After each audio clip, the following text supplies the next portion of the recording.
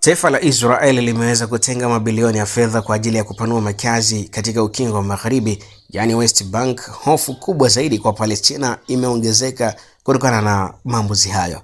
Karibu sana katika chaneli yako pendwa kabisa Vora News. Kama ni mara ya kwanza kutazama chaneli yetu, basi bonyeza neno subscribe chini ya video hii ili bradi uwe kwanza kupata taarifa zetu ndani na nje ya mipaka ya Tanzania. Subscribe YouTube chaneli yetu Vora News. Serikali ya Israel imeweka mpango mkubwa zaidi wa kifedha wa kutumia mabilioni ya fedha katika ujenzi na upanuzi wa makazi ya walowezi wa Kiyahudi katika eneo la ukingo wa Magharibi, yani West Bank, hatua ambayo imeongeza wasiwasi mkubwa zaidi miongoni mwa Palestina na jumuiya ya kimataifa. Ripoti mbalimbali zinaeleza kuwa serikali ya Israel kupitia wizara pamoja na taasisi zake za maendeleo imeidhinisha matumizi ya takriban shekeli bilioni 2.7 sawa na zaidi ya dola za Marekani milioni 800 kwa kipindi cha miaka kadhaa, fedha ambazo zinalenga kujenga makazi mapya, kupanua makazi yaliyopo na kuboresha miundombinu kama barabara, maji, umeme kwa ajili ya walowezi.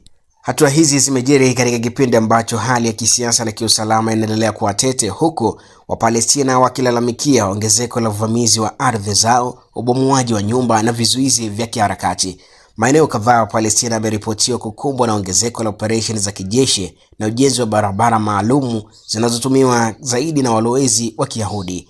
Wachambuzi mbalimbali wa masuala ya kimataifa wanasema mpango huu wa Israel unaelezwa kuwa ni sehemu ya mkakati wa kuimarisha na kudhibiti ardhi katika ukingo wa Magharibi, hali inayofanya uwezekano wa kutumia kama suluhisho la mataifa mawili, yani two state solution, kuendelea kupungua moja kwa moja. Umoja wa Mataifa na mashirika ya haki za binadamu yamekuwa yakionya kuwa ujenzi wa makazi katika maeneo yaliyokaliwa kwa mabavu ni kinyume cha sheria za kimataifa. Huku kwa upande wa Palestina, viongozi wa kisiasa wameeleza kuwa hatua hizi ni jaribio la kufuta kabisa haki yao ya kuwa na taifa huru, huku wakitaka Umoja wa Mataifa kuweza kuingilia kati na kuwa na msimamo mkali dhidi ya kile wanachokiita sera ya upanuzi wa ardhi kwa nguvu.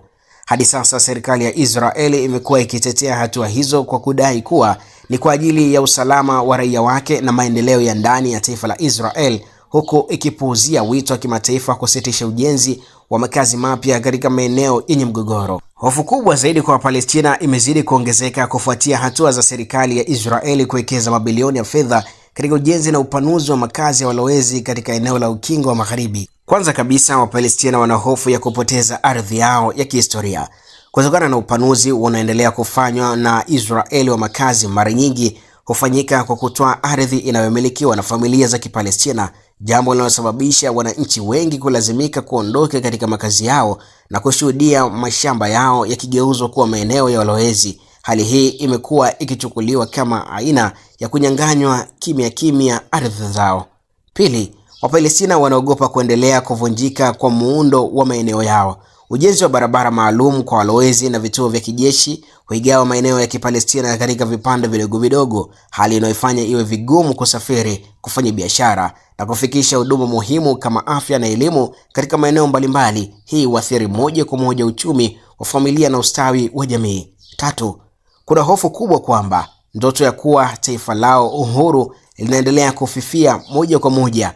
Kwa mujibu wa wachambuzi wa masuala ya kisiasa za kimataifa, kadri makazi ya walowezi yanavyozidi kuongezeka, ndivyo inavyokuwa vigumu zaidi kutekeleza mpango wa suluhisho la mataifa mawili. Wa Palestina wanaona kana kwamba maeneo wanaodai kuwa ni msingi wa taifa lao yanaendelea kupungua kila mwaka. 4. Wapalestina wanaogopa kuongezeka kwa vurugu na ukosefu wa usalama katika taifa lao. Uwepo wa walowezi unaolindwa na vikosi vya kijeshi vya Israel mara nyingi huambatana na mapigano makali zaidi, huku watu wakipoteza maisha kutokana na operesheni za ghafla, na raia wa kawaida hususan wanawake na watoto huishia kwa mashambulizi ya hofu na kufariki dunia. Mwisho kabisa, hofu ya Palestina inahusishwa na kukosa matumaini ya haki za kimataifa ya kuwalinda. Ingawa mashirika ya kimataifa yamekuwa yakitoa tamko la kulaani vikali kitendo cha Israel kuendeleza na kupanua zaidi katika ukanda wa West Bank, wakiamini kwamba wanaboresha makazi ya Israel zaidi, huku wakiwa wadaumiza wa Palestina. Kama ni mara ya kwanza kutazama chaneli yetu, basi subscribe YouTube chaneli yetu Vora News.